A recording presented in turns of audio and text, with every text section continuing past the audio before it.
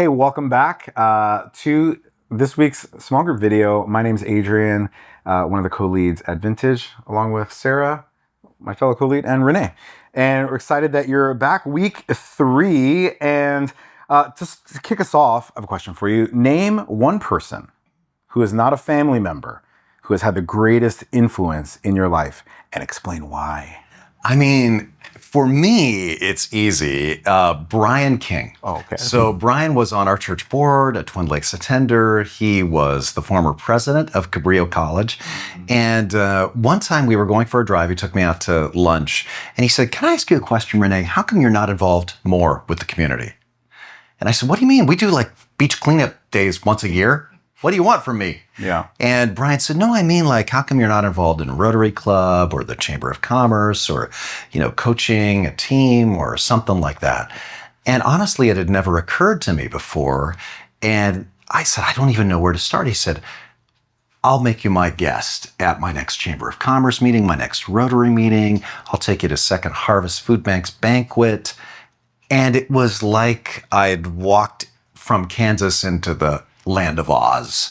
It was amazing to meet all these people who were like local representatives, mayors, police chiefs, sheriffs, business owners that, I would love to meet as a pastor. And there they are all in the same room. And to be able to just have a normal relationship, get to know them over years, that changed the whole shape of my ministry, the whole shape of my life. Mm-hmm. It's what inspired us to get involved with my wife and I, and then as a church to get involved with Second Harvest Food Bank.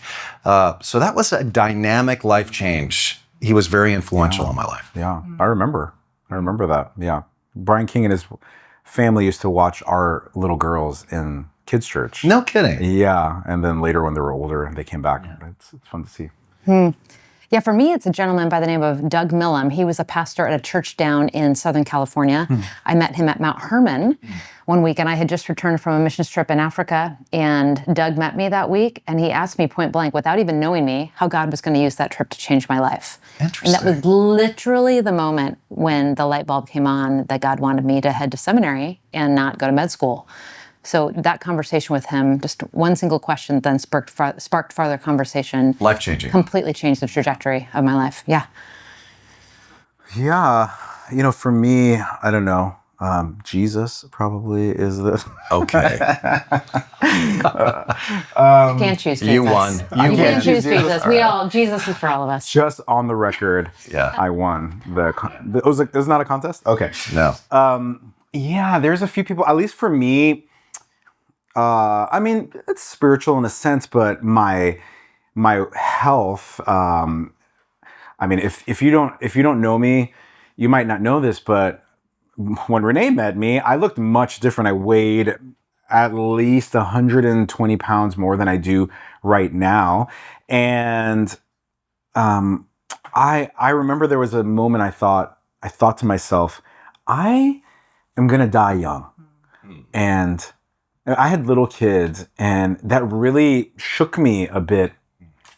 And there was a person, it's funny because he didn't influence me in person. There's this person online, he was a worship leader who I followed on Twitter, and I just saw a post of his that said, "Do you want to get fit with me by January 1st?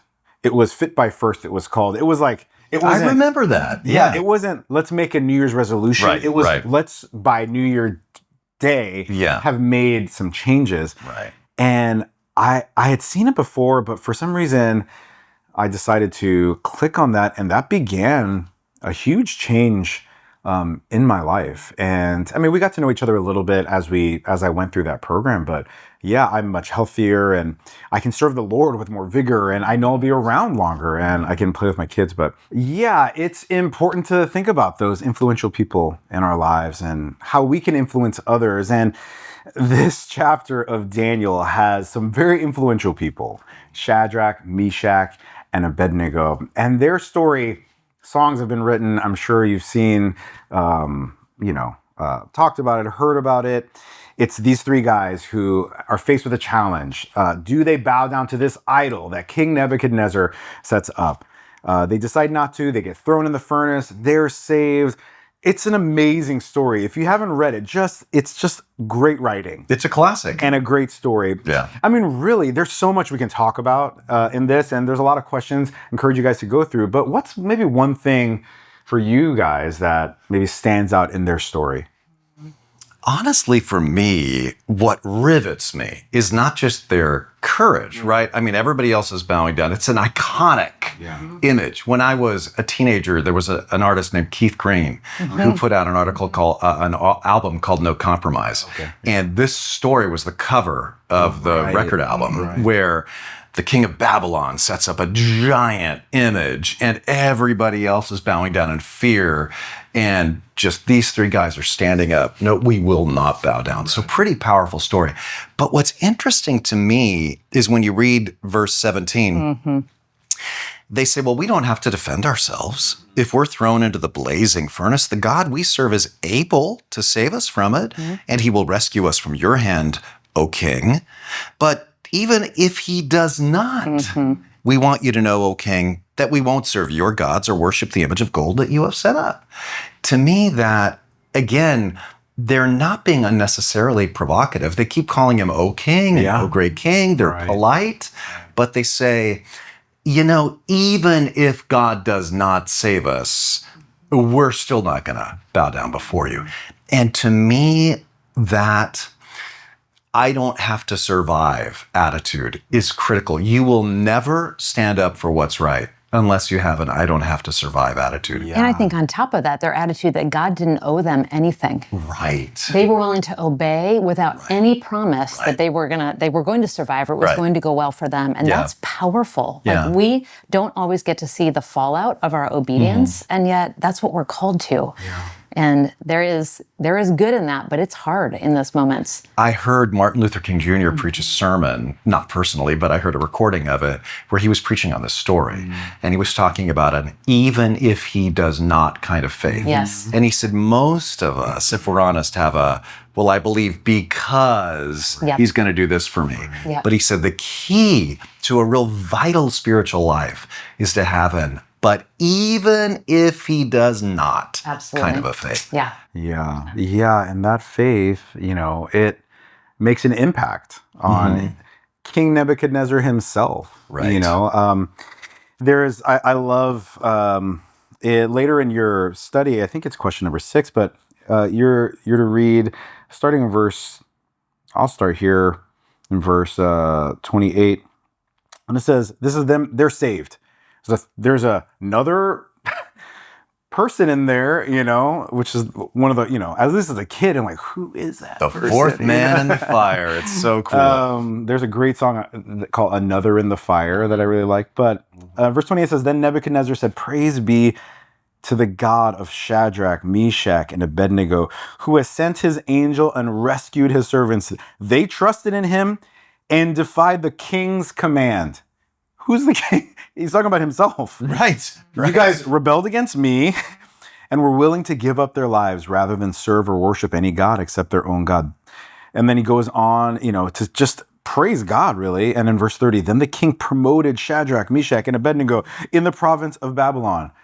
He takes these rebels who stand up against them, but stand for something and show their conviction and do it in a way that isn't, you know, they weren't taking up arms. They just wouldn't bow and wouldn't listen, but stay true to their, like I said, to their convictions. And it made such an influence in Nebuchadnezzar. It's almost like he says, I may not agree with their convictions, but I admire their character. And it's people of character that I need in government. You know, it's like he makes that kind of conclusion. Yeah, that is interesting. And, you know, you think about Christians in history. I mean, really, we're talking about people who faced death in the early church, who really faced death. And what really kept them going was staying faithful in the face of death and their character. It reminds me, Tertullian, the 3rd century apologist and theologian, I have a quote of his that is really good of that time. And it's talking about Christians living in the world. It says, but it is mainly the deeds of a love so noble that lead many to put a brand upon us. Talking about the Christians. And this is what they say. See, they say how they love one another. For they themselves are animated by mutual hatred. how they are ready even to die for one another, for they themselves would sooner kill, and they are angry with us too because we call each other brothers. Wow. It took that faith and that visible character to change the world, really, when you look back at what happened. Well, that's just a taste of what the conversation can be like. I encourage you to take out your questions and take some time to discuss these together.